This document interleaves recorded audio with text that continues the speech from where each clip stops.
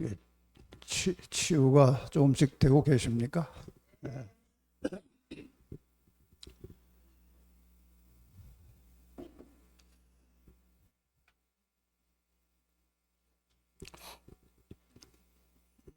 저희 그 집사람이 한 10, 한 3년, 13, 한 12, 3년 전에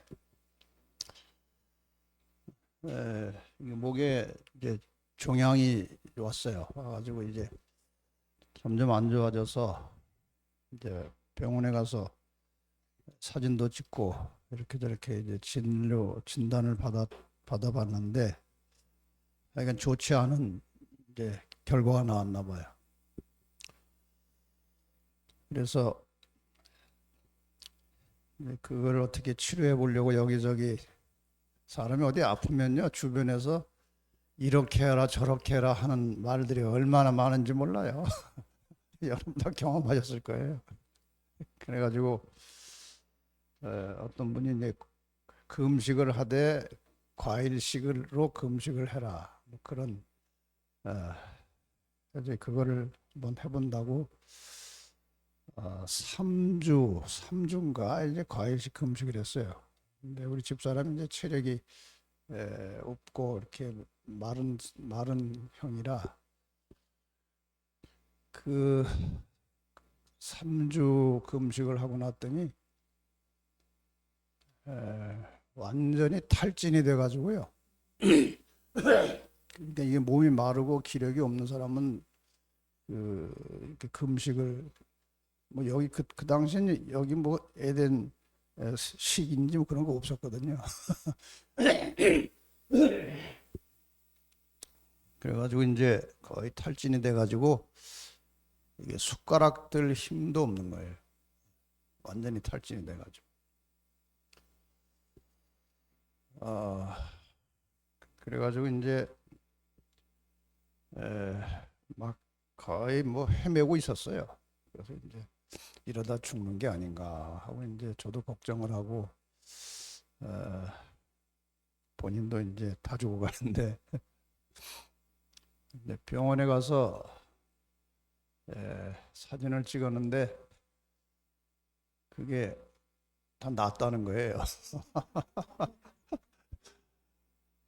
사람의 마음이 얼마나 간사한지요. 다 죽어가다가 병원에서 그게 낫다는 확정 판정을 받으니까 금방 사람이 달라지더라. 그렇게 사람 마음이 중요한 거예요. 근데 이제 마음은 달라졌지만 뭐 체력이 금방 돌아오지는 않잖아요. 그래서 이제 체력을 보강하기 위해서 이렇게 저렇게 이제 노력을 하고 열심히 해서 이제 어느 정도 회복이 됐는데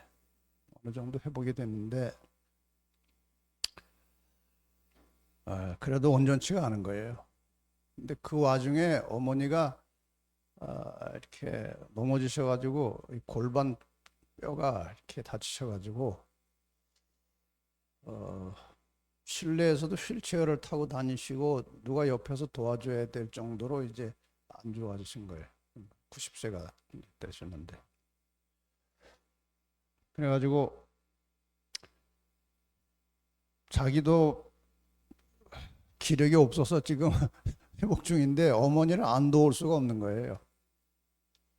그래서 이제 언니하고 둘이서 이렇게 번갈아 가면서 이제 일주일에 한 3번씩, 2번, 3번씩 가서 어머니를 위해서 이제 봉사를 하게 된 거예요. 그런데 이상하게 그 한 2~3달 봉사를 하는 동안에 몸이 많이 회복이 된 거예요. 그래서 그때 내린 결론이 뭔가 하면은 남을 위해서 희생, 봉사, 헌신할 때 자기가 좋아진다는 거예요. 그것이 이게 생존의 원리예요. 그래서 하나님께서 우리들에게 사랑의 마음을 가지고 남을 위해서 희생하고 봉사하고 헌신하라. 그렇게 뭐 성경 전체의 내용이 그거거든요. 가르침이라는 게. 신앙이라는 게 그거예요. 기본이. 그것은 하나님께서 우리를 창조하실 때에 그렇게 되도록 창조를 하신 것입니다. 하나님이 사랑이시라. 하나님은 사람을 사랑하려고 노력하는 분이 아니에요. 그 자체가 사랑이십니다. 그러니까 뭐 아주 골치 아프게 힘들게 하고 배역하고 나쁜 죄를 많이 짓고 하는 인간을 아유 그래도 용서하고 사랑해야지 하는 분이 아니고 그냥 사랑하는 분이에요. 그래서 사랑은 언제나 그 희생이라는 것이 밑바탕에 있는 것입니다. 희생 없는 사랑은 그건 거짓말이에요. 그래서 그 사람이 멸망 받게 되자마자 그냥 바로 희생이 나온 거예요. 아들 예수 그리스도의 희생이에요. 그리고 중요한 거는 그 희생을 통해서 희생과 봉사를 그 받은 대상이 행복해 할 때에 행복함을 느끼는 겁니다. 하나님이. 그래서 죄인 하나가 예수 그리스도의 그 희생과 주님의 그 죽음을 통해서 죄가 용서되고 구원받은 사실을 믿고 하나님께로 돌아와서 구원을 받으면 하나님이 그렇게 기뻐하신 거예요. 우리 사람도 똑같은 원리로 존재하는 겁니다. 나의 희생과 봉사와 헌신을 통해서 다른 사람이 행복해할 때 내가 행복감을 느끼는 것이 그것이 제대로 된 신앙인이고 제대로 된 사람이에요. 그래서 그렇게 할 때 우리가 행복해지고 건강해지는 것이 하나님이 주신 생명의 원리입니다. 그래서 사람이 건강하면 행복해지는 게 아니고요. 행복하면 건강해지는 것입니다. 여러분 어떤 환경에서도 행복한 마음을 가지고 사시기를 바랍니다. 그러면 건강해지는 거예요. 그래서 범사에 감사하라. 그게 만병통치약이에요. 모든 환경과 여건 속에서 언제나 그 긍정적으로 생각하고 감사하는 마음을 가질 때에 질병의 치료가 시작되는 거죠. 제가 이제 요양원 여기저기 다니면서 환자들하고 상담하면서 치료가 잘 되는 사람, 잘 안 되는 사람 구분해 보면은 치료가 잘 되는 사람의 공통점이 뭔가 하면은 제가 이제 쓰리감이라고 하는데 쓰리감, 세 가지 감자가 들어가는데 하나님의 말씀을 듣고 감동을 잘 받는 사람, 그 다음에 매사에 감사를 잘하는 사람, 그 다음에 이런 천연계 나가서 이런저런 모습을 보고 감탄을 잘하는 사람이에요. 야, 이렇게 아름다워 세상이. 나무가 이렇게 꽃이 이렇게 아름다워. 그래서 감탄을 잘하는 사람이 잘 나아요. 이 세 가지 쓰리감. 뭐요? 첫째는 감동, 그 다음에 감사, 그 다음에 감탄. 요거 잘하면요 틀림없이 몸이 좋아지는 것입니다. 그런데 제가 여러분에게 조금 미안한 것은 제가 양 박사님에게 이번에 주제를 뭘로 할까요 했더니 예언을 하라고 그래요. 그래서 내가 속으로는 조금 환자들한테 이거 예언하면은 부담될 텐데 하고 이제 그래서 그랬는데 뭐 하라고 하니까 제가 뭐 예언 말고도 할 것이 많거든요. 근데 제가 이제 이거를 오랜 세월 해왔기 때문에 사람들이 이제 저한테 뭐 부탁할 때는 주로 이런 걸 해달라고 그러는데 제가 우리 교회에서 설교할 때는 뭐 다른 주제를 많이 다룹니다.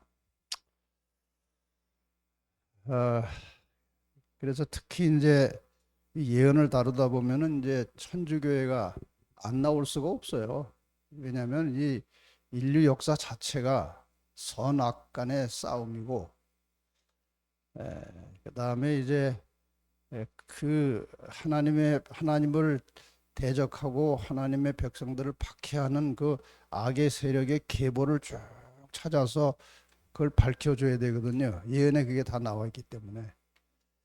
그래서 그것을 밝히려다 보니까 로마 교회 혹은 뭐 가톨릭, 천주교가 안 나올 수가 없어요. 예언에 그렇게 돼 있기 때문에. 그래서 제가 이제 서두에도 잠깐 말씀드렸습니다만은 이 천주교에 대해서 제가 뭐 아무런 뭐 개인적인 감정이 있을 필요도 없고 있을 것도 없고 뭐 그렇습니다. 천주교 안에도 제가 아는 사람 많은데 다들 사람들이 젠틀하고 좋은 사람들 많아요.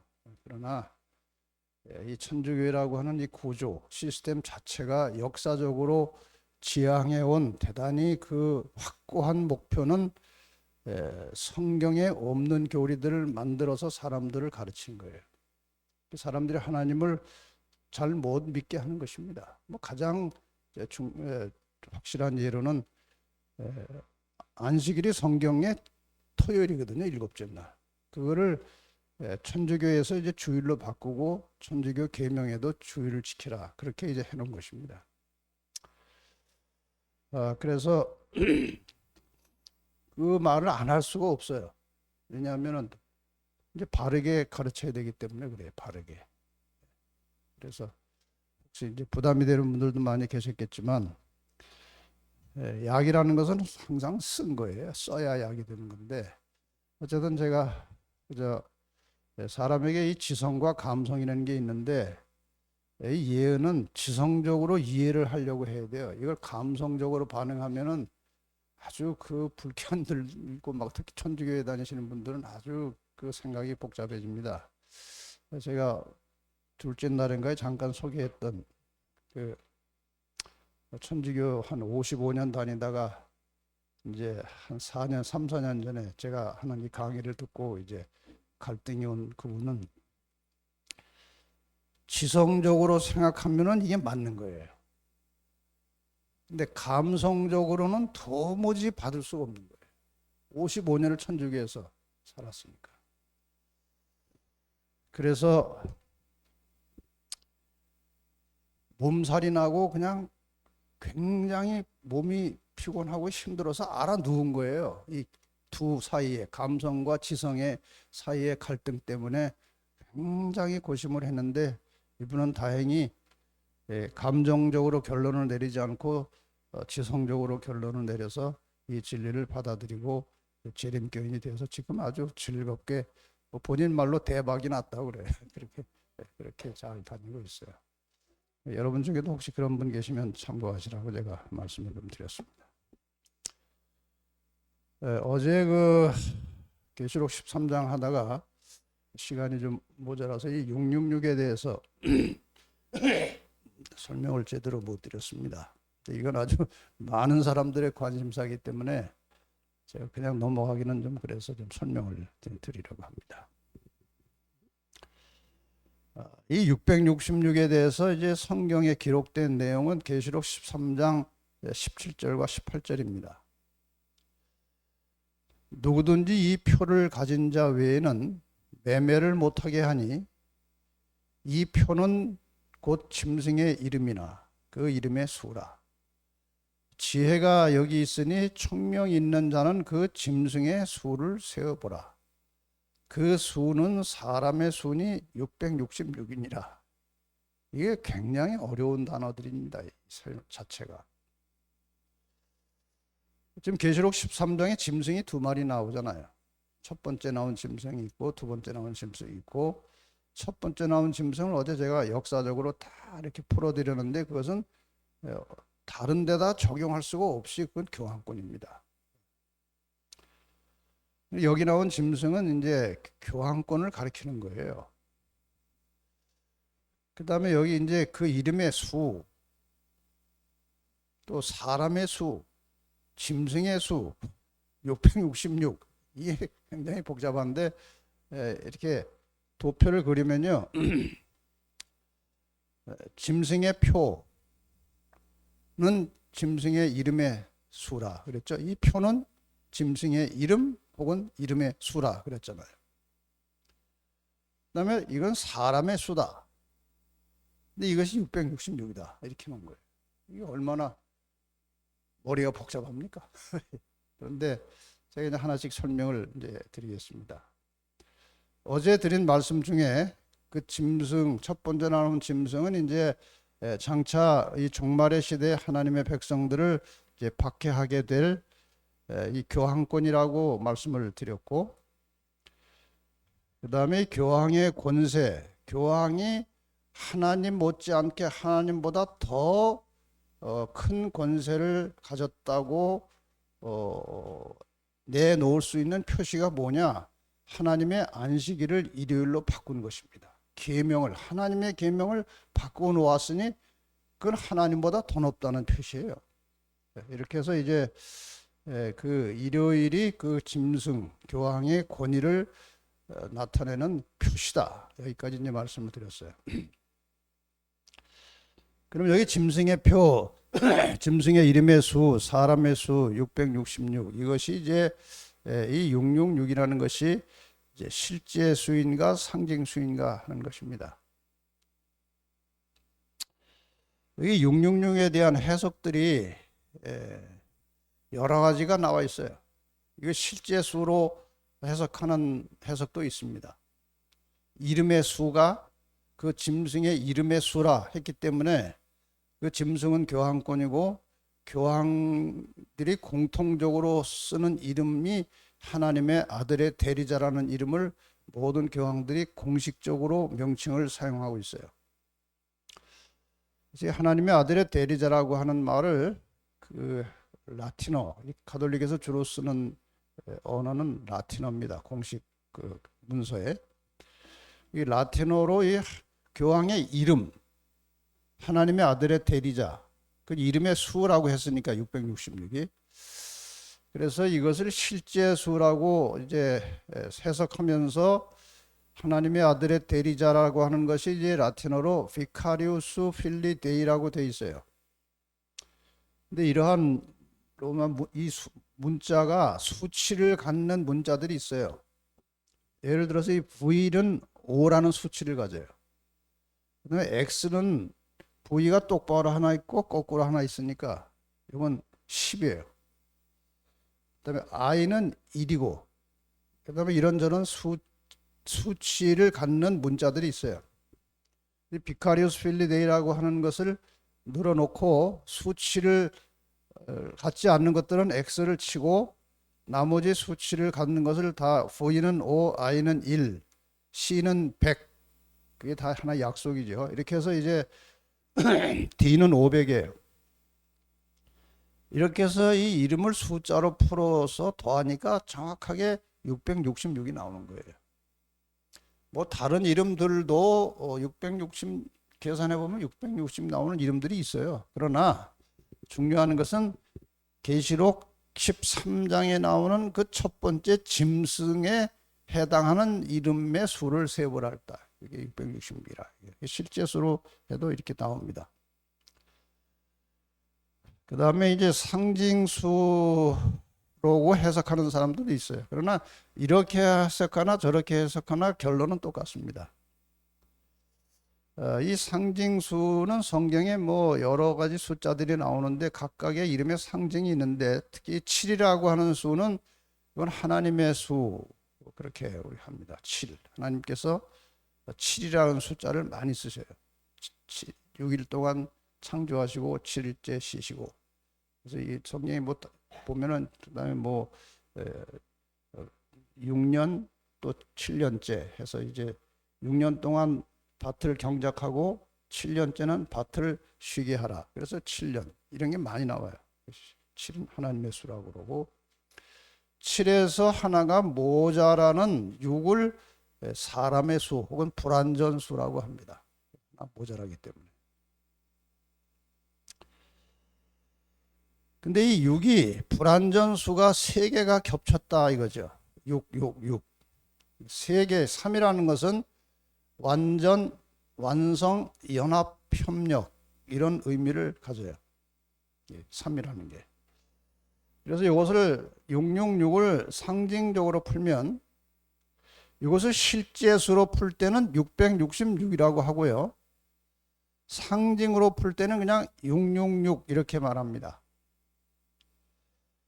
이것은 불완전한 인간들의 세력과 연합해서 하나님을 대적할 교황권을 상징한다. 그러니까 실제로 해석하든지 상징으로 해석하든지 그 결말은 교황권을 가리키는 것입니다. 그 다음에 이 세 번째는 제가 좀 깊이 연구하면서 뭐 발견이라고 할 수도 있고 뭐 찾아본 것인데, 이 교황권과 로마 교회의 정체와 뿌리가 무엇인지를 밝혀주는 수라, 이제 그런 해석을 제가 하나 하게 됐어요. 뭐 여러분 들어보시면 다 이제 이해가 되실 것입니다. 이 로마 교회의 뿌리는 역사를 보면은 기독교가 뿌리가 있고, 그 다음에 기독교에다가 이방 신교, 태양 신교의 풍습들이 많이 섞여 있고, 그 다음에 로마 제국의 정치가 다 섞여 있어요. 그러니까 이 가톨릭이라는 이 교회와 시스템은 기독교와 태양 신교와 로마 제국이 다 이렇게 섞여져 가지고 종합적으로 완성된 게 가톨릭이라는 종교예요. 그래서 이 교회, 로마 교회, 가톨릭 안에는 태양 신교의 풍습이 많이 들어있어요. 한 가지 대표적인 예를 들겠습니다. 이건 이집트에 많이 세워져 있는 오벨리스크라는 것입니다.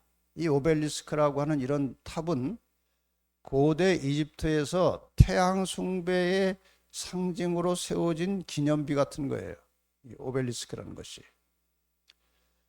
그런데 이 오벨리스크가 이집트에서 이것을 실제 이집트의 오벨리스크를 운반해서 어디다 하나 갖다 놨느냐? 교황청 앞마당에 갖다 세운 것입니다. 태양신을 섬기는 기념탑, 이 오벨리스크를 그대로 갖다가 교황청 앞에 앞마당에 세워놨어요. 그러니까 이상하죠. 이건 뭐 하나님의 종교가 전혀 아니에요. 그 다음에 꼭대기에다가 이제 기독교이기 때문에 꼭대기에다가 저런 조형물을 덧붙여 놨어요. 오벨리스크에다가. 저 덧붙여 놓은 것을 자세히 보면은 이런 모양입니다. 위에 십자가가 있고 그 아래 이제 뭐 광채 같은 게 하나 나죠.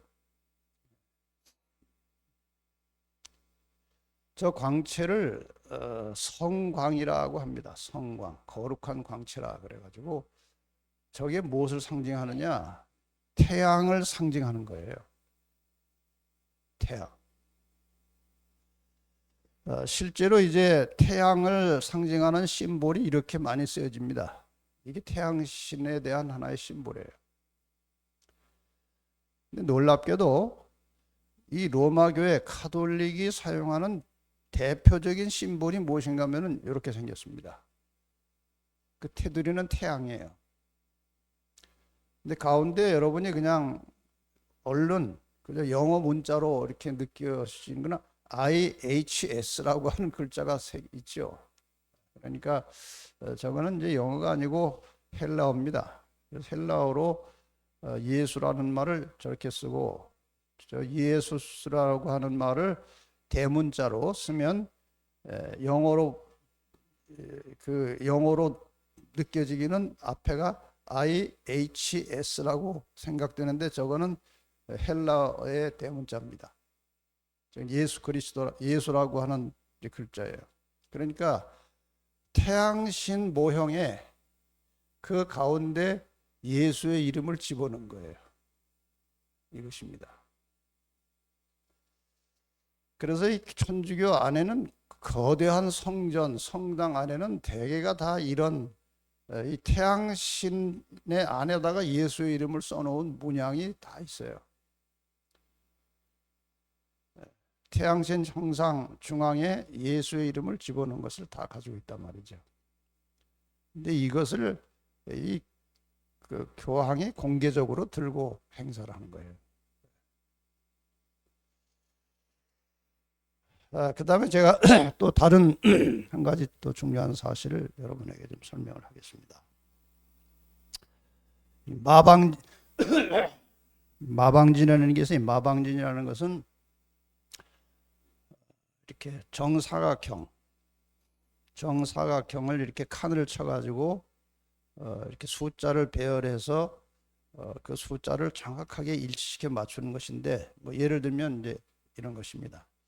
이 마방진이라는 것은 고대로부터 이 점성술이나 명상 혹은 점치는 데 사용된 그런 숫자의 배열이에요. 그래서 3차 마방진이라고 하는 것은 3칸 하면 다 합치면 9칸이잖아요. 거기다 1부터 9까지를 이렇게 배열해서 가로 세로 더하면 숫자가 똑같이 나오는 거예요. 그래서 이 3차 마방진은 무엇을 상징하는가 하면 토성이고, 4차 마방진은 목성이고, 5차 마방진은 화성이고, 6차 마방진은 태양이에요. 7차는 금성, 8차는 수성, 9차는 달, 이렇게 다 각각의 상징성이 있는 것입니다. 예를 들어서 4차 마방진은 목성에 관련된 천문학적인 그런 연구를 하는 또 점성술에 쓰이는 것인데, 1부터 16까지를 잘 배열을 하면 가로로 더해도 34고 세로로 더해도 각각이 다 34고 전체가 136이에요. 이 배열이 기가 막히게 참 묘한 것입니다. 숫자 배열이. 그 다음에 5차 마방진은 화성을 상징하는 것인데 1부터 25까지를 칸칸이 잘 배열을 하면은 모든 더한 숫자가 65가 나와요. 그래서 결국 325가 나오는 것입니다.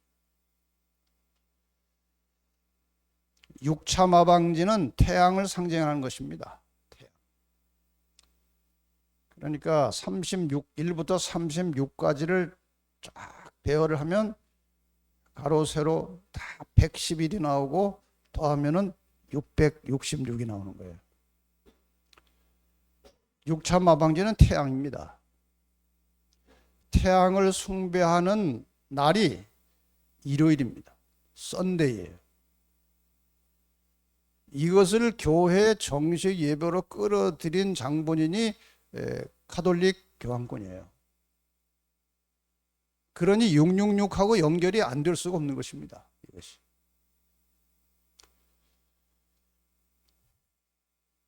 그래서 이 666이라고 하는 것은 실제 수로 만들어서 적용하든지 상징적으로 적용하든지 이것은 첫 번째 짐승을 가리키는 것입니다. 666은. 그리고 그 첫 번째 짐승은 곧 하나님을 대적하고 배도하고 타락한 인본주의 신앙을 주도하는 로마 교회 조직체 혹은 교황권을 가리키는 것입니다. 사람이 이런 배경들을 대체로 교회 다니는 사람들이 다 몰라요. 그냥 뭐 교회에서 가르치는 대로 신부나 목사가 가르치는 대로 알고 듣고 믿기 때문에 이런 배경을 전혀 모르고 그냥 신앙을 하는 것입니다. 그래서 예수님께서 나더러 주여 주여 하는 자마다 천국에 들어가는 것이 아니고 이 아버지의 뜻대로 행하는 자가 결국 내 백성이 된다는 거예요. 여러분 신앙하면서 그냥 건성으로 믿지 마시고요. 하나님께서 인간들에게 말씀하신 계명, 하나님의 뜻이 무엇인지를 깊이 정확하게 이해하도록 항상 기도하시고 따라가시기 바랍니다. 제 유튜브 방송을 듣고 연락 오는 분들의 대부분의 공통점이 무엇인가 하면은 진리에 대한 관심이 있고 계속 진리를 찾는데 잘 찾아지지 않고 있고 고민하던 중에 이제 이 방송을 듣고 이제 진리를 찾게 됐다는 것입니다. 이런 설명을 아무도 하지 않아요. 그러니까 진리를 제대로 이해할 수가 없는 것입니다. 배경을 모르니까. 지금 현재 교회에서 시행하고 있는 가르치는 이런저런 교리나 이런저런 제도나 이런저런 행사에 대해서 그 배경을 전혀 모르고 그냥 나타난 것만 가지고 믿다 보니까 그것이 뿌리가 뭔지 모르고 믿는 것입니다. 그래서 여러분이 신앙을 정말 제대로 하시려면 기도를 많이 하시기 바랍니다. 하나님, 제가 하나님을 좀 바르게 믿고 싶은데 잘 깨닫게 해주시고 그 바르게 깨달을 수 있는 길을 가르쳐 달라고 계속 기도하시면요, 하나님께서는 사람의 중심을 보시기 때문에 그 중심을 보시고 우리의 길을 바른 진리로 인도해 주십니다. 하늘은 스스로 돕는 자를 돕는 거예요. 본인이 진리를 찾고자 하는 그런 간절하고 간곡한 마음이 있어야 하나님도 도우실 수 있는 것입니다. 그래서 이번에 여러분이 여기 오셔서 제가 드리는 설명을 어떻게 이해하시는지 잘 모르겠습니다만은, 저도 구원을 받아야 될 한 사람의 그리스도인이기 때문에 성경을 바르게 이해하고 깨닫고 순종하면서 이것을 바르게 전해야 된다는 상당히 무거운 책임감이 있는 사람이에요. 저도 구원을 받아야 되거든요. 그 믿음을 가지고. 그러니까 저도 바르게 믿어야 되고, 사람들에게 잘못 가르치면 저까지 벌 받거든요. 그래서 제가 이 별로 사람들이 좋아하지도 않고 기뻐하지 않는 이 기별을 자꾸 전하는 거예요. 왜? 바르게 알아야 되기 때문에 그런 게 바르게. 그리고 어떤 분들은 왜 이거 할 때 웃지를 좀 않느냐. 이런 거 하면서 어떻게 웃습니까? 네? 아니, 이런 걸 가르치는데 어떻게 웃으면서 해요, 이거를. 제가 다른 설교할 때는 웃으면서 해요. 상황이 그렇습니다. 잘 이해하시기 바랍니다. 자, 이제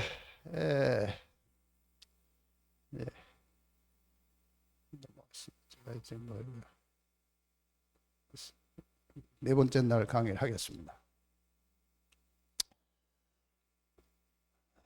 이 선악의 싸움에 지금 우리는 치열한 이 선악의 싸움터에서 살고 있어요.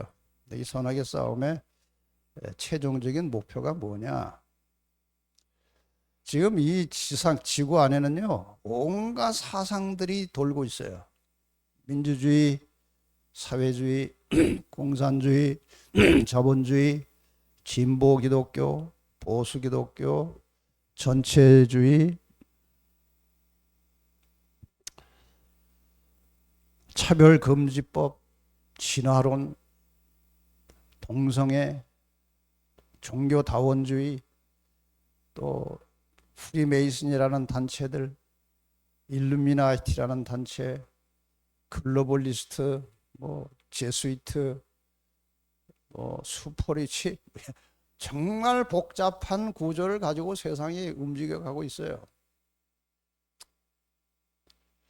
근데 이 모든 것들이 서로 충돌하고 부딪히고 대립관계에 있지만 이 모든 것을 배후에서 조정하고 컨트롤하는 주체는 사탄입니다. 사탄의 주요 타겟은 무엇인가? 기독교를 없애는 거예요. 하나님을 못 믿게 하는 것입니다. 그래서 기독교를 못 믿게 하는 첫 번째 방법은 기독교 교리를 다 흐트러 놓는 거예요. 그래서 오늘날 이 기독교가 가지고 있는 교리가 성경에 어긋나 있는 것들이 부지기수로 많아요. 한 번 구원 받으면 영원히 구원 받는다. 그렇지 않아요, 성경은요. 구원을 받았다가도 타락하고 나쁜 일하고 범죄자로 들어가면 구원을 잃어버리는 건데 어떻게 영원히 받습니까? 한 번 구원 받으면. 영원히 불타는 지옥이 있다. 아니, 하나님께서 사람이 얼마나 밉다고 그래서 영원히 불태우십니까? 하나님이 그런 분 아니거든요. 근데 그런 지옥을 만들어 놓은 거예요, 이론적으로. 그래서 이 교리를 왜곡되게 잘못 만들어서 기독교를 망가뜨립니다. 근데 기독교를 성경대로 믿자고 주장하는 강력한 사람들이 있어요. 그런 사람들 근본주의자라고 해요. 성경을 문자 그대로 잘 믿는 사람들을. 이 사람들을 없애려고 하는 거예요. 이 사람들은 또 그 외부의 압력에 의해서 그 위협과 협박과 박해에 의해서 양보할 수 있는 사람들이에요. 그런데 절대로 양보하지 않고 끝까지 하나님 편에 서려고 하는 사람들이 계시록 12장 17절에 말씀된 여자의 남은 자손 곧 하나님의 계명을 지키는 자들은 절대로 양보할 수 없는 것입니다. 그래서 이 악의 세력의 최종적인 타켓은 하나님의 계명을 지키는 자들을 이 땅에서 없애는 거예요. 지금 여러분 이 그림이요 굉장히 중요한 그림이에요. 신앙과 기독교 역사에서 굉장히 중요한 그림입니다. 자, 그래서 이제 오늘 계시록 14장을 가지고 이렇게 배도하고 타락한 인간 세상을 향해서 하나님께서 이제 곧 재림하셔서 우리를 구원하시려고 하시는데 마지막 최후 통첩을 보내시고, 이건 통첩이기도 하지만 마지막 초청이에요. 하나님의 사랑의 음성으로 사람들을 바르게 돌아오라고 초청하시는 하나님의 음성임과 동시에 이것을 끝까지 거절하면 이제 완전히 멸망한다고 하는 최후 통첩이에요. 이것이 계시록 14장입니다. 그래서 선, 교회와 예수, 악, 세상과 사탄,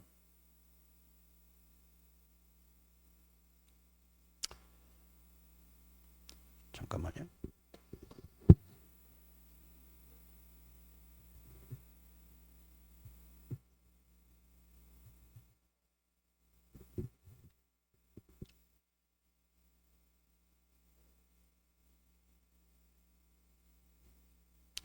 이 선악 간의 싸움을 이제 어제 제가 대충 설명드렸습니다.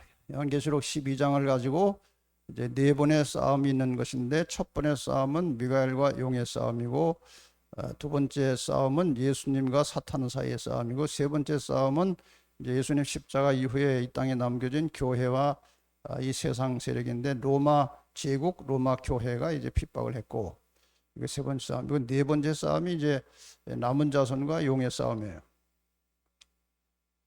근데 마지막 남은 자손과 용의 싸움에 대한 구체적인 그 주인공과 전략이 이제 계시록 13장과 14장에 나오는데, 용의 이를 대행할 주체 세력, 교황공간 미국, 그리고 전략은 매매 금지, 핍박 등등 짐승의 표. 근데 계시록 13장의 그 악의 세력 안에도 저기 저 동그라미를 표시한 게 하나님의 구원받을 백성들이 있다는 거예요. 그 다음에 남은 자손은 이제 다른 표현으로 14만 4천이라는 말이 나옵니다. 이 사람들이 이제 마지막 전하는 기별이 세천사의 기별이고, 이게 하나님의 인이라는 말이 나오고, 초청과 경고의 메시지가 14장에 나옵니다. 그런데 이 남은 자손들 안에도 쭉정이가 있는 거예요. 쭉정이를 제가 조금 그려놨는데 사실은 굉장히 많아요. 교회 안에 쭉정이가 굉장히 많아요. 이렇게 해서 이제 이 선악의 싸움이 끝나면 쭉정이들은 떨어져서 절로 넘어갈 것이고, 알곡은 나와서 하나님께로 돌아갑니다. 이런 마지막 단계가 있어요. 그러니까 지금 바벨론에 있는 자들에게도 구원받을 자들이 많이 있고, 이 진리를 깨달은 사람에게도 나중에 핍박에 의해서 떨어져 나갈 사람들이 있다는 거예요.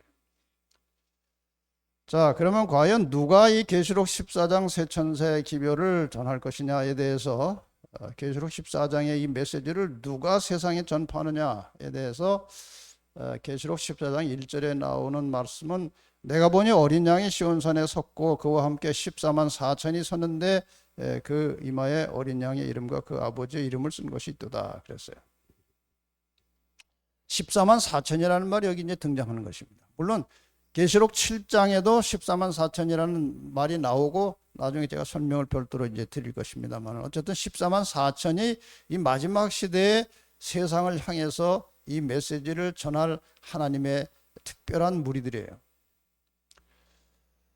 그래서 이 선악의 싸움의 구도를 보면은 좀 전에 여러분에게 보여드린 대로 계시록 13장과 14장이 이제 충돌하는 것인데, 두 개의 거대한 연합운동이 일어납니다. 교회를 중심으로 해서 온 세계가 연합이 될 것이고 진리를 중심으로 모여드는 14만 4천이 있을 것입니다.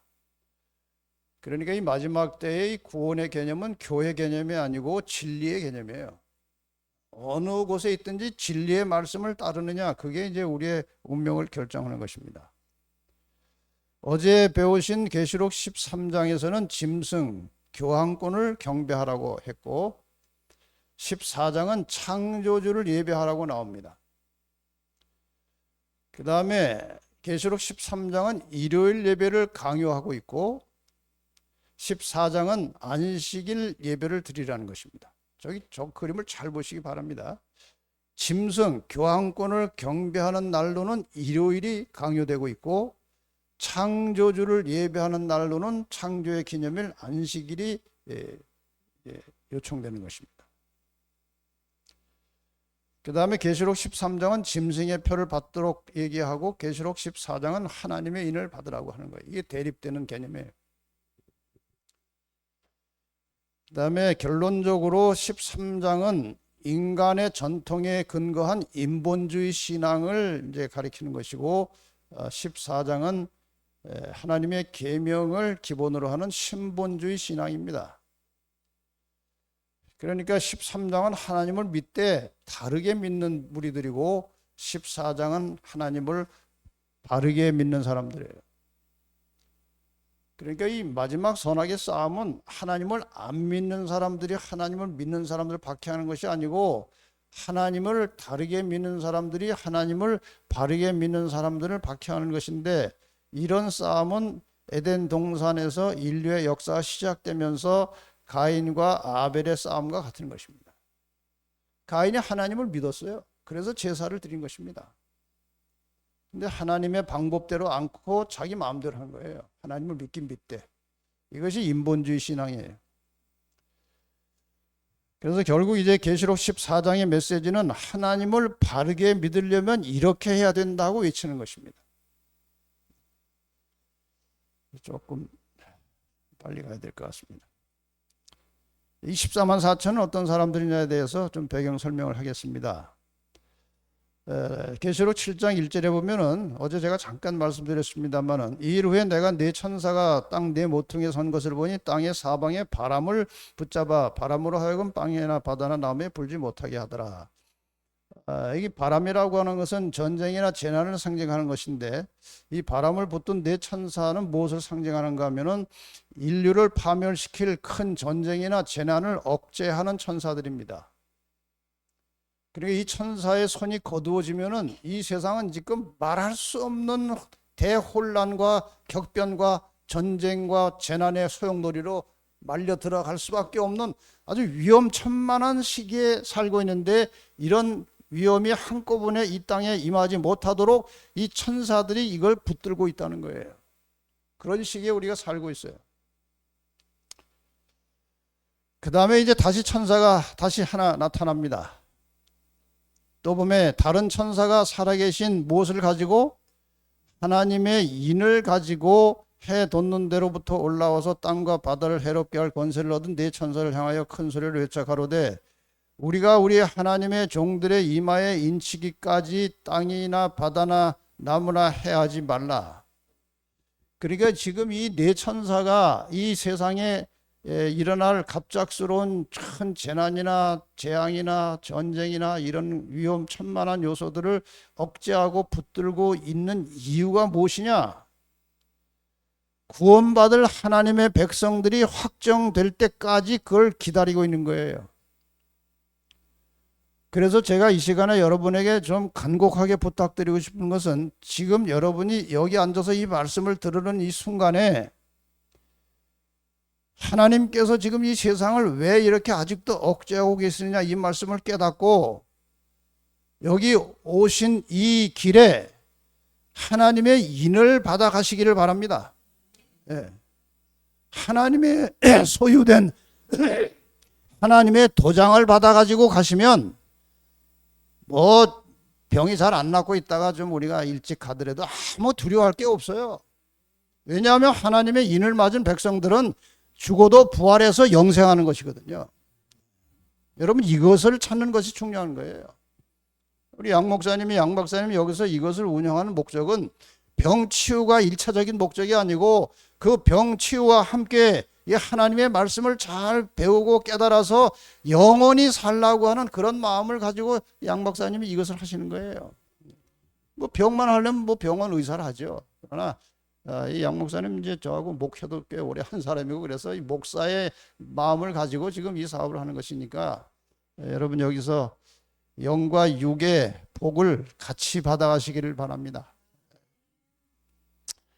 자, 그럼 하나님의 인을 맞아야 된다. 하나님의 종들의 이마에 인치기까지 땅이나 바다나 나무나 해하지 말라고 했는데 하나님의 인이라는 게 무엇이냐? 일단 여기 계시록 7장 4절에 보면은 이스라엘 자손의 각 지파 중에 인 맞은 자가 14만 4천이야. 그러니까 14만 4천은 어떤 사람이 수인가 하면은 인 맞은 사람의 수예요.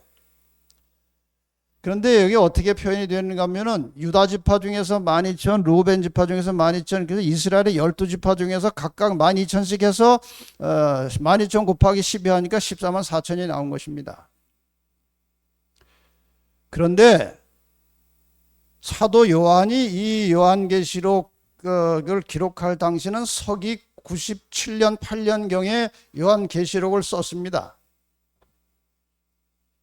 근데 사도 요한이 요한계시록을 쓸 당시에는 이스라엘 민족은 완전히 영적으로 육적으로 끝난 상태예요. 스데반이 돌에 맞아 순교하는 순간에 이스라엘에 머물러 있던 복음이 이방으로 나가기 시작했습니다. 이스라엘만을 위한 복음은 이제 끝났어요. 그리고 서기 70년에 예루살렘은 완전히 폐허가 돼서 망했습니다.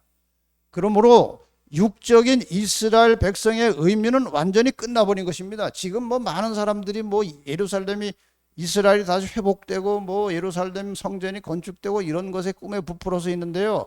그런 게 종말의 징조가 아니에요. 이스라엘은 끝나는 것입니다.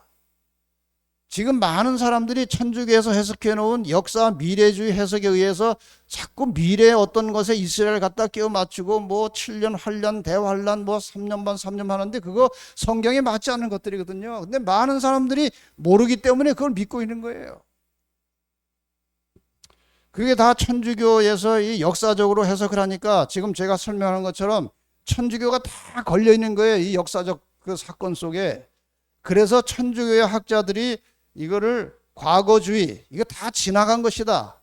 또 한 사람은 미래주의, 이건 앞으로 마지막에 될 일이다. 이런 예언을 이렇게 해석했는데 이 기독교가 잘못돼가지고 천주교의 미래주의 해석에다가 종말을 끼워 맞춰가지고 설명해 놓은 것이 세대주의 종말론이고 그 세대주의 종말론에 의해서 바로 그 마지막 7년 대환란이 만들어진 것인데 그거는 뿌리가 천주교에서 나온 거예요. 그거를 지금 사람들이 믿고 있는 것입니다. 맞지 않아요, 이것은. 그러므로 여기 지금 계시록 14장에 나오는 12지파로부터 나온 이 14만 4천은 실제 지파가 아닙니다. 이건 상징성이 있는 거예요. 무슨 상징인가? 계시록 14장 6절에 보면은 이 세 천사 기별에 대해서 여러 나라와 족속과 방언과 백성에게 전할 영하는 복음이라고 하는 말씀이 나와요. 정의가 나와요. 그럼 각 지파는 무엇을 상징하는 것인가? 이 세상 여러 나라와 족속과 방언들 가운데 이 나라 저 나라 이 족속 저 족속 가운데서 14만 4천이 나올 것을 말하는 것입니다. 그걸 가리키는 것이에요. 이스라엘 민족에서만 나오는 것이 아니고, 그래서 이 14만 4천이라는 것은 실제 수가 아니고 상징수입니다. 만약에 이것이 실제 14만 4천이라면 전부 다 지파도 다 실제라 해야 돼요. 근데 이 실제가 아니에요. 이것도 14만 4천을 실제라고 생각하고 뭐 교회를 하나 만들어가지고 여기 들어와야 14만 4천이라고 가르치는 참 그런 가르침도 있는데 여러분 그런 데 현혹되지 마시기 바랍니다. 저희 교단의 입장은 분명합니다. 이 12은 12지파에 기초한 고대 이스라엘의 수다. 그것은 또한 12사도를 위해 세워진 교회 수다. 따라서 14만 4천이라는 수는 그 수가 구성하고 있는 완전성에 비추어서 하나님의 교회의 연합과 완전성 그리고 완성을 상징하는 것으로 이해되어야 한다. 이거는 상징이에요. 무슨 상징이냐? 하나님의 말씀에 목숨을 걸고 충실한 백성들이 이 마지막에 일어날 것을 상징하는 것입니다. 그 사람들이 이제 마지막에 하나님의 능력을 받아서 온 세상에 이 세천세의 기별을 전하겠다, 그 말씀이에요. 그래서 14만 4천은 결국 어떤 사람들이냐? 여러분이 이 말씀을 잘 새기셔서 이 14만 4천의 무리에 꼭 들어가시게 되기를 바랍니다. 이 사람들은 예수를 믿고 구원이 확정되어서 하나님의 인이라는 것은 도장이고, 도장은 소유를 말하는 것이에요. 구원받은 하나님의 소유된 백성들을 하나님의 인맞은 자들이라, 그렇게 이제 우리가 일단 표현할 수 있어요. 이 사람들은 종말의 시대, 마지막 시대의 짐승의 권세를 대적해서 싸우는 군사들입니다. 그들은 목숨을 걸고 하나님께 충성을 다합니다. 그들은 계명에 충실한 진리의 마지막 증인들입니다. 온 세상을 향하여 최후의 경고를 외치게 될 것인데, 그것이 바로 계시록 14장의 새 천사의 기별을 전하는 것입니다. 그걸 제가 이제 뒷부분에 설명을 하려고 하는 것입니다. 이 사람들은 살아서 예수님의 재림을 맞이하게 될 특별한 사람들이에요. 여기 마지막 사건들이라고 하는 책 268페이지에 보면은 분명히 나와 있어요. 그들은 14만 4천이에요. 어린 양이 어디로 인도하든지 따라가는 자며 살아있는 자들 가운데서 땅으로부터 끌어올림을 받은 사람들이다. 살아있다가 구원으로 들어갈 사람들이에요. 그들은 처음 익은 열매로 하나님과 어린 양에게 속한 자들이다. 또한 이들은 큰 환난에서 나오는 자들이다. 이게 바로 짐승의 표 환난이에요. 그들은 개국 이래로 그때까지 없던 환난의 시기를 지내고 야곱의 환난을 견디어 하나님의 심판과 형벌이 마지막으로 내릴 때 중보자 없이 선 자들이다. 이게 마지막 환난을 통과하고 살아서 구원받을 자들을 14만 4천이라고 하는 것입니다. 그럼 하나님의 인이 무엇이고 인맞은 자들은 어떤 사람들인가에 대해서 좀 설명을 드리겠습니다. 하나님의 인은 하나님의 도장이고, 이 하나님의 인이라고 하는 말은 어제 공부하셨던 그 짐승의 표와 이 대립되는 말이에요. 그러니까 짐승의 표를 제대로 정확하게 이해하려면 하나님의 인이 무엇인지를 알아야 그 상대적인 개념으로 짐승의 표를 이해할 수 있는 것입니다. 하나님께서 자신의 도장이라고 말씀하시는 게 무엇이냐? 성경에 답이 나와 있거든요. 에스겔 20장 12절에 보면은 나는 또 그들을 거룩하게 하는 여호와인 줄 알게 하려 하여 내가 내 안식일을 주어 그들과 나 사이에 표징을 삼았다. 여기 표징이라고 하는 말은 영어로 사인이에요. 영어로 사인이나 우리나라 도장이나 똑같은 것입니다. 우리나라도 옛날에 그 은행에서 통장 받을 때 꼭 도장을 찍었잖아요. 근데 요새는 도장 대신 뭘 해요? 사인 하잖아요. 그러니까 도장이나 사인이랑 같은 거예요.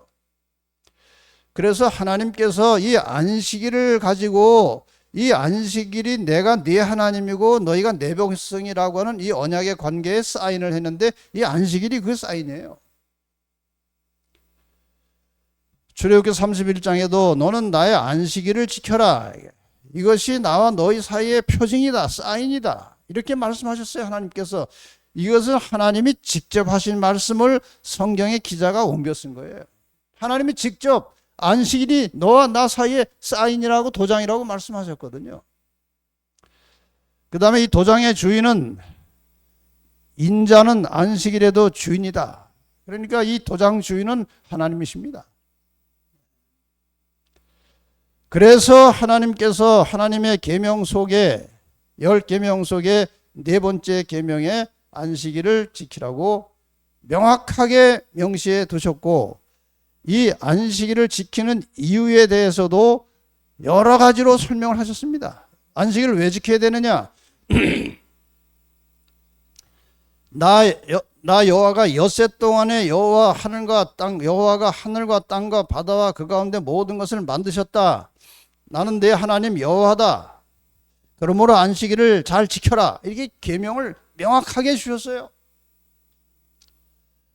그런데 이 왕의 도장에는요, 그냥 뭐 이렇게 이름만 써가지고 하면 왕의 도장의 권위가 없기 때문에 왕의 도장에는 반드시 세 가지가 포함되어야 되는데, 왕이 다스리는 영토, 그 다음에 그 대통령이라는 직함이 들어가야 되고 이름이 들어가야 돼요. 대한민국 대통령 아무개, 이렇게 세 가지가 다 들어가야 대통령의 도장의 가치가 있는 것입니다. 그러니까 대통령의 인감 도장에 거기 다 들어가야 돼, 그 세 가지가. 하나님께서 하나님의 도장이라고 말씀하신 안식일 계명 속에 이 세 가지 왕의 도장의 요소가 다 들어가 있어요. 영토, 하늘과 땅과 바다, 이 모든 것이 하나님이 다스리는 영토입니다. 그 다음에 직위는 무엇이냐? 이 모든 것을 내가 만들었다, 창조주예요. 이름이 무엇이냐? 여호와예요. 하나님은 이름이 아니에요. 하나님은 그냥 여러분이 이제 부모가 계시면 아버지라는 이름이 있고 아버지의 실제 이름이 있잖아요.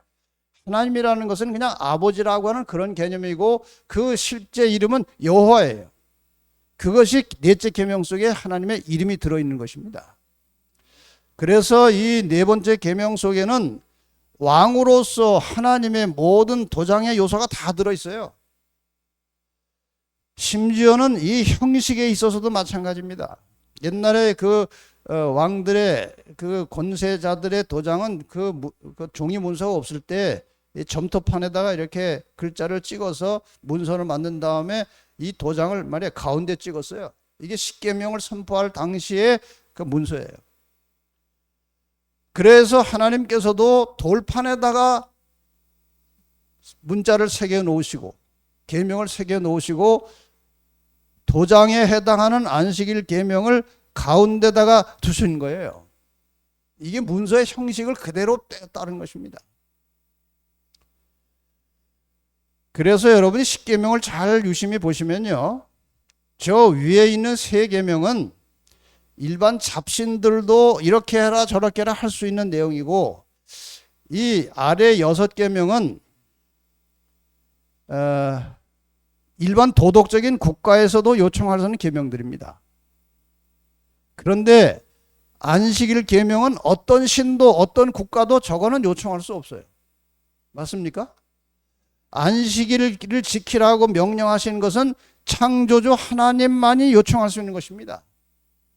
그래서 저 안식일이 계명이 있기 때문에 위에 세 계명과 아래 6계명을 이 안식일 계명에 붙들고 전체가 하나님의 도장으로서의 하나님의 계명으로서의 권위를 갖는 것은 저 안식일이라고 하는 중간의 도장 때문에 그런 거예요.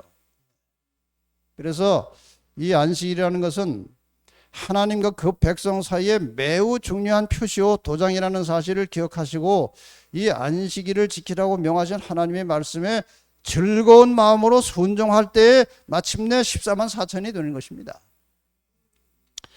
이 14만 4천과 하나님의 계명의 관계에 대해서 제가 다시 한번 강조하겠습니다. 이 14만 4천에 대해서 뭐 여자로 더럽히지 아니하고 뭐 이런 저런 설명인데 제가 시간이 없기 때문에 네 번째 요소만 설명을 드리겠습니다. 14만 4천은요, 입에 뭐가 없다고 그랬어요? 거짓말이 없다고 그랬어요. 왜 거짓말이 여기에 들어갔을까 이거예요. 거짓말. 여러분 거짓말 안 하십니까? 난 거짓말 안 한다고 하면 그것이 거짓말이에요. 뭐 이래저래 우리는 자기의 어떤 걸 보호하기 위해서 핑계대고 이유대기 위해서 뭐 하얀 거짓말, 검은 거짓말 다 합니다. 근데 왜 다른 많은 죄, 뭐 살인도 있고 간음도 있고 도적들도 있고 시기, 교만, 질투 뭐 온갖 죄들이 있는데 왜 14만 4천은 거짓말이 없다고 했을까 이거예요. 사도 요한이 거짓말이라고 할 때 그 거짓말은 무슨 거짓말이냐 이거예요. 사도 요한이 거짓말이라고 말할 때 그것이 무슨 뜻인지 제대로 이해하려면은 사도 요한이 기록한 말을 봐야 돼요. 요한일서 2장 4절에 보면은 저를 아노라 하고 그의 계명을 지키지 아니하는 자는 거짓말하는 자라고 그랬어요. 지금 사도 요한이 14만 4천의 특성 중에 하나로 거짓말이 없다고 말할 때 이것은 계명을 지키는 사람들이라는 뜻이에요. 그렇지 않습니까? 계명, 하나님을 안다고 하면서 계명을 안 지킨다. 그건 거짓말이라는 것입니다. 그러므로 14만 4천은 하나님의 계명에 충실한 사람들이고 이들이 곧 남은 자손이라는 뜻입니다. 그래서 하나님의 인을 나눈다는 것이 무엇이냐? 예수를 믿음으로 구원받은 하나님의 백성이 된 사람들이고 하나님 나라에 속한 백성으로 하나님의 법과 계명을 존중하여 즐거운 마음으로 지키는 것인데 구원을 받으려고 지키는 것이 아니고 구원해 주신 하나님께 감사하는 마음으로 그분의 말씀에 순종하는 것이 계명을 지키는 것입니다. 특히 하나님께서 자기 백성과의 표징으로 주신 안식일을 준수함으로 창조주 하나님을 경배하는 사람들이에요. 하나님의 품성의 사본인 계명을 준수하는 삶을 통해서 계명을 준수할 때는 뭔가 결과가 있어야 되는데 계명을 준수한다는 증거가 무엇이냐? 그 계명의 핵심이 하나님의 품성이고 그것이 사랑이에요. 그러니까 하나님의 계명 지킨다는 것이 꼭 토요일 안식일에 교회 가서 예배드리고 온 것만 가지고 되는 것이 아니고 그런 계명을 포함해서 안식일을 포함해서 계명을 지키며 살아간 결과와 열매가 무엇인가 하면은 사람을 사랑하는 것입니다. 그러므로 하나님의 인을 맞은 가장 확실한 증거는 사랑의 마음을 품고 사람을 대하는 변화된 품성으로 입맞은 증거가 나타나는 것이에요. 여러분 신앙생활 하시려면은 사람을 이해하고 용서하고 용납하고 사랑할 줄 아는 그리스도인들이 되시기를 바랍니다. 그것이 모든 성경의 결론이에요. 너무 이상하고 너무나 나를 힘들게 하고 뭐 골치 아파서 사랑을 못할 정도면 그 다음 단계는 불쌍하게 생각하시면 돼요. 저게 저 사람의 한계구나 하고 불쌍하게 생각하면 돼요. 미워하지 말라는 것입니다. 자, 이제 14만 4천이 전하는 초청과 경고의 메시지 마지막 기별을 이제 전해드려야 되는데 이제 시간이 다 됐지만 조금만 더 오후에 놀러 가는 시간 조금만 줄이고 지금 노는 게 중요한 게 아니에요. 조금 제가 더 하겠습니다. 이걸 알아야 되지 않겠습니까? 첫째 천사의 기별이 뭐냐? 그가 큰 음성으로 가로되 하나님을 두려워하며 그에게 영광을 돌리라 그랬어요. 여러분 이 문장을 잘 보셔야 돼요. 하나님을 두려워하며 그에게 영광을 돌리라. 그 다음에 뭐가 나오는가 하면은 왜 그렇게 되는지 이유가 나와요. 왜 그러느냐? 왜 하나님께 영광을 돌려야 되느냐? 이는 그의 심판하실 시간이 이르렀음이니. 여기 심판하실 시간이라는 것은 예수님의 재림이 임박한 종말의 시기를 말하는 것입니다. 왜냐하면 하나님께서 구원받을 자들을 다 가려내셔서 그들을 데리러 이제 오시는데 그 구원받을 자들을 가려내시는 그 시기를 심판의 시간이라고 하는 것이에요. 그 시간이 다 됐다는 말은 재림이 임박했다는 뜻입니다.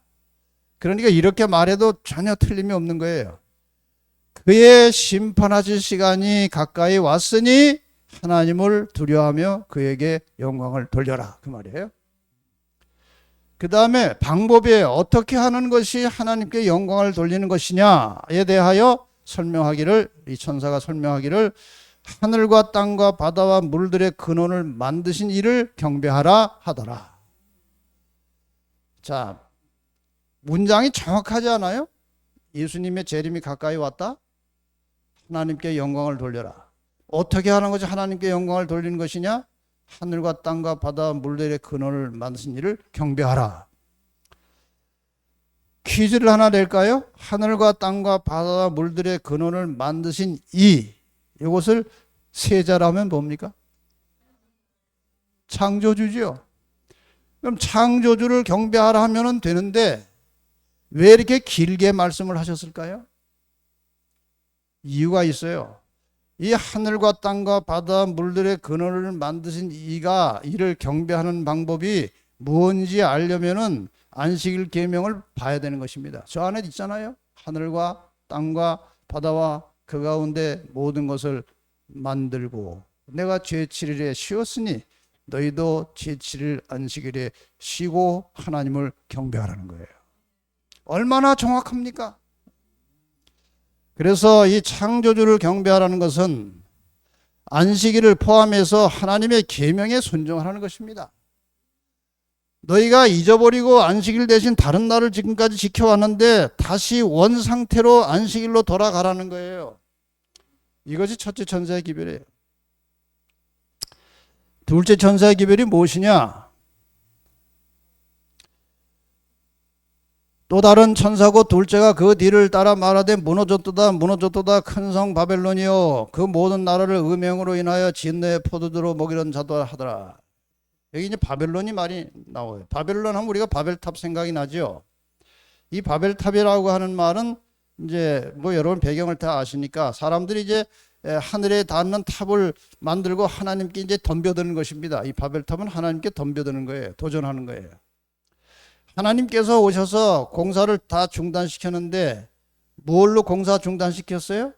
언어를 혼잡케 해서 말을 서로 알아들을 수 없게 해서 공사를 못하게 됐어요.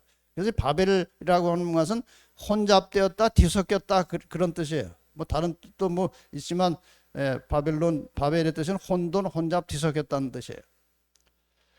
그러니까 이 교회가 바벨론이 됐다는 것은 이 교회에 하나님의 순수한 말씀 대신에 다른 것들이 많이 뒤섞여 있는 교회가 됐다 이거예요. 그게 바벨론이라는 거예요. 그러므로 거기서 나오라고 하는 메시지예요. 우리 초기 기독교, 예수님께서 하늘로 가신 이후에 이 땅에 태어난 초기 기독교는 전적으로 그리고 완전히 하나님의 말씀에 기초와 뿌리를 두고 있었던 순수한 교회였습니다. 이 교회가 점점 이제 핍박을 심하게 받다가 갑자기 콘스탄틴이라는 황제가 나와서 핍박을 멈추고 교회에 자유를 주고 교회에 부를 주고 교회에 직위를 주고 많은 혜택을 줬어요. 313년에 밀란 칙령을 내려서 이때부터 교회가 타락하기 시작한 것입니다. 교회가 핍박을 당할 때는 핍박과 싸우면서 교회는 점점 순결해지고 강해지고 더 힘이 있었어요. 그런데 자유롭게 되면서 교회는 세속화되고 완전히 힘을 잃어버린 것입니다. 그렇게 해서 어떤 결과가 나오느냐? 이 기독교가 아까 역사적으로 말씀드린 대로 태양신교와 혼합되면서 왜 태양신교와 혼합이 되었는가? 이 콘스탄틴 황제는 미스라신 태양신을 섬기는 사람이었습니다. 근데 자기가 기독교인이 됐다고 막 이렇게 고백을 하면서 이 태양신교 사람들을 기독교로 이제 끌어들이려고 그랬어요. 나도 나 세례받았다. 너희도 다 이제 기독교인이더라고 권장을 했어요. 그래서 기독교에다가 많은 혜택을 주니까 태양신교를 믿던 많은 사람들이 교회로 막 몰려들었는데 그러다가 이제 교회가 다 타락하고 태양신교의 풍습을 따르게 된 것입니다. 이제 기독교는 단지 명목상 그리스도인을 가장한 사람들이 다수를 이루고 큰 비율을 이루고 주류를 이루게 되었다. 그들은 전에 이교도일 때와 다를 바 없었다. 오류와 타락이 홍수처럼 교회에 밀려들었다. 이렇게 해서 이교의 종교의 많은 풍습들이 교회로 몰려 들어왔어요. 그래서 완전히 태양신교와 기독교가 혼합된 종교가 태어나는데 그것이 가톨릭이거든요. 그래서 가톨릭 안에 성경과 맞지 않는 교회 교리들이 많이 생겨나는 것이에요. 그래서 이 교회 안에 성경 중심으로 신앙을 해야 될 교회 안에 성경에 없는 영혼불멸설, 일요일 예배, 그리고 마리아 숭배, 교황 무류설, 부활절, 면죄부, 화채설, 연옥설, 영세, 세례, 고해성사 이런 것들이 교회 안에 다 몰려 들어온 것입니다. 이런 것이 교회에 섞여 들어왔기 때문에 그것을 바벨론이라고 한 것입니다. 바벨론은 결국 성경보다 교회의 전통과 교회의 권위가 상위법이에요. 그래서 이렇게 뒤섞여 버렸습니다. 그러다 보니까 믿음과 하나님의 말씀과 믿음은 죽고 의식과 형식만 남은 배도한 교회가 저렇게 바뀐 것입니다. 저거 하나 지는데 몇백 년 걸려요. 저런 건물을 시작할 때 짓고 완공을 본 사람은 아무도 없어요. 이런 건물을 진 것입니다. 그래서 종교개혁자들은 교황과 카톨릭을 적그리스도요 바벨론이라고 규정한 것입니다. 뭐 이미 보여드렸는데 말틴 루터도 완전히 이 교황권을 바벨론 적그리스도라고 그렇게 규정했어요. 이렇게 해서 이것이 1차 영적 바벨론이 되었는데, 불행하게도 종교개혁으로 이 영적 바벨론을 탈피해서 나온 개신교도들이 세월이 지나면서 완전히 개혁을 못하고 점점 다시 이 천주교 쪽으로 들어가고 있다는 것입니다. 천주교의 오류는 마리아 숭배, 고해성사, 그리고 화채설, 미사제도 등등 뭐 이런 것들이 있어요. 개신교 신앙은 이제 우리가 5대 기초 신앙은 오직 성경, 오직 믿음, 오직 예수, 오직 은혜, 하나님께만 영광. 이것이 종교개혁 정신인데, 불행하게도 천주교가 만들어 오는 오류를 공유하고 있는 것들이 아직도 개신교 안에 남아있는데, 이 공유된 교리가 바로 주일 예배와 영혼 불멸설과 부활절 같은 이런 것들입니다. 그래서 결국은 이 개신교가 지금 한국의 개신교도 그렇고 거의 개신교 큰 단체들이 천주교 쪽으로 다시 다 합해서 들어가고 있어요. 이것이 오늘 우리 교회 현실입니다. 그래서 말씀과 믿음은 죽고 의식과 형식만 남은 현대 개신교회도 이렇게 화려하고 찬란하게 바뀐 것입니다. 이것이 건축 양식만 다를 뿐이지 옛날 중세시대의 그 어마어마한 성당과 다를 바가 아무것도 없는 것입니다. 그래서 지속적인 개혁을 멈추고 옛 로마 교회의 교권과 부를 추구하는 이 개신교는 2차적으로 영적 바벨론이 된 것입니다. 그래서 이 교회들이 전부 다 화려한 건물을 가지고 많은 사람들을 모아가지고 성경에 없는 것들을 가르치면서 교회가 다 바벨론화 되었다는 것입니다. 그러나 중요한 것은 이 바벨론을 구성하고 있는 교회들 내에 존재하는 영적 암흑과 하나님께로부터의 분리에도 불구하고 그들의 단체 안에는 참된 그리스도인의 무리가 여전히 남아있다. 그들 중에는 이 시대를 위한 특별한 기별, 이 세천세 기별을 아직 깨닫지 못한 사람들이 많이 있다.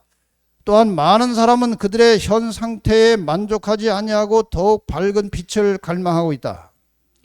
제가 유튜브를 통해서 이 세천세 기별을 계속 이런 모양 저런 모양으로 전하다 보니까 이 기별을 깨닫지 못한 사람들이 기별을 듣고 깨닫고 돌아오는 것입니다. 제가 그런 분들하고 지금 상담하고 뭐 이렇게 문자 주고받고 책 보내고 하는 일로 거의 매일 그렇게 살아요. 그런 분들이 많이 있어요. 깨어나는 것입니다. 그러므로 계시록 18장에 연속해서 이제 말하기를 힘센 음성으로 가로되 무너졌도다 무너졌도다 큰 성 바벨론이요 내 백성은 거기서 나오라고 외치는 것입니다. 왜 나와야 합니까? 제가 뭐 개신교 목사들하고 많이 친분도 있고 교류하는 사람들이 많아요. 지난번에 여기도 이제 개신교 목사 저하고 친하게 지내는 사람 두 분이 여기 오셨었는데 그분들 말이 이 교회가 개혁되고 변화되고 달라질 가능성이 없다는 거예요. 그 사람들이 재림교회 기별을 다 듣고 깨달은 다음에 이 재림교회가 주도적으로 해야지 뭐가 변화가 오지 자체적으로는 변화의 가능성이 없다는 거예요. 변화가 안 되기 때문에 참백성들은 거기서 나오라는 것입니다. 내 백성은 거기서 나오라는 거예요. 그래서 최근에 이제 저하고 이런저런 연결이 돼서 나오는 사람들이 뭐 상징적이지만 꽤 많이 있어요. 여기 장로교 오는 신자 부부는 큰 교회 다니는 사람들인데 밑에 이제 그 교회 다니면서는 진리를 깨달았는데 이 교회 오기가 어렵더래요. 그래서 이사를 간 뒤로는 뭐 안식일교회 갔다 소리는 안 하고 이제 더 이상 이 교회 못 온다고 딱 선을 긋고 이사를 하면서 결단을 내리고 재림교회 성도가 되기로 결심하여 바벨론에서 나오게 되었습니다. 이거 배우니까 이런 말을 쓰는 거예요. 바벨론에서 나오라는 말을 배운 겁니다. 자, 이제 뭐 그런 바벨론에서 나온 사람들 이야기가 꽤 많이 있는데 넘어가겠습니다. 마지막 셋째 천사의 기별을 설명하고 마치겠습니다. 셋째가 그 뒤를 따라 큰 음성과 가로되 누구든지 짐승과 그의 우상에게 경배하고 지금 이 말씀을 안 배운 사람은 이 말이 무엇인지 몰라요. 짐승과 교환권이에요. 그 우상에게 경배하고 이마에나 손에 표를 받으면 이것이 짐승의 표예요. 하나님의 인 대신에, 안식일 대신에 짐승의 표를 따라서 잘못된 예배일에 계속 예배를 드리고 우상에게 경배하면 그도 하나님의 진노의 포도주를 마시리니 그 진노의 잔에 섞인 것이 없이 부은 포도주라. 거룩한 천사들 앞과 어린 양 앞에서 불과 여왕으로 고난을 받으리니 그 고난의 연기가 세세토록 올라가리로다. 다시 반복해서 나옵니다. 짐승과 그의 우상에게 경배하고 그의 이름의 표를 받는 자는 누구든지 밤낮 쉼을 얻지 못하리라. 이것은 멸망을 말하는 것입니다. 저는 이제 여러분들에게 알려드릴 것은 다 알려드렸으니까 여러분이 알아서 하시기 바랍니다. 신앙은 강요하는 것이 아니에요. 스스로 선택하는 것입니다. 이 기별을 요약해서 드리고 봅시다. 첫째 전사의 기별은 두 가지입니다. 심판이 가까이 왔다. 이건 재림 기별이에요. 두 번째 기별, 창조주를 예배하라. 안식일 기별이에요. 이 교회 이름은요, 교파 이름이 아니고 첫째 천사의 메시지예요. 제7일 안식일, 예수 재림교회는 첫째 천사의 메시지예요. 여기 이제 재림교인들이 계시면 어디서 어느 교회 다니냐고 물어보면요, 뭐 잘 모를 거예요. 기독교 중에 하나인데 뭐 이렇게 저쪽 구석에 이렇게 그렇게 하지 마시고, 언제 어디서 누가 물어봐도 아무리 바빠도 12글자를 다 대세요. 제7일 안식일 예수 재림교회를 다닙니다. 이러이러한 이유 때문에 안식일을 지키고 이러이러한 이유 때문에 재림의 소망을 가지고 신앙생활을 하고 있습니다 하고 전하면 그것이 첫째 천사의 기별을 전한 거예요. 복잡하게 설명할 것도 없어요. 그걸 전한 것입니다. 둘째 천사의 기별은 무엇이냐? 이 첫째 천사의 기별을 전했는데도 거절했다, 안 받아들였다. 그러면 그것이 바벨론이에요. 그리고 바벨론은 무너진다고 했고, 그러므로 내 백성은 거기서 나오라고 했어요. 이것이 둘째 천사의 기별이에요. 셋째 천사의 기별은 무엇이냐? 바벨론에서 나오라고 했는데도 안 나오고 눌러 앉아있으면 짐승의 표를 받게 될 것이고, 짐승의 표를 받으면 아까 셋째 천사의 기별대로 영원히 멸망당할 것이다. 그리고 계시록 14장의 마지막에 12절에 성도들의 인내가 여기 있나니 저희는 하나님의 계명과 예수 믿음을 지키는 자니라, 이렇게 나와 있어요. 이게 결론이에요. 성도들, 이 마지막 시대에 이 새 천사의 기별을 받아들이고 구원받을 성도들은 이 죄악 세상과 싸워서 이기려면 온갖 핍박과 고난과 어려움이 올 텐데 인내가 필요하다는 것입니다. 그러므로 성도들에게 인내가 필요한데 하나님의 계명과 예수 믿음을 지키려면 끝까지 죽도록 인내하고 하나님께 충성하라고 하는 메시지예요. 여러분, 우리가 14만 4천도로서 예수님께서 오실 때 살아서 하늘에 들어가기를 원하시면 이 14만 4천의 특성을 따라서 하나님의 말씀에 즐겨 순종하며 목숨을 다해서 하나님의 일에 충성하는 신실한 하나님의 종들이 되시기를 바라면서 여기서 말씀을 마치겠습니다.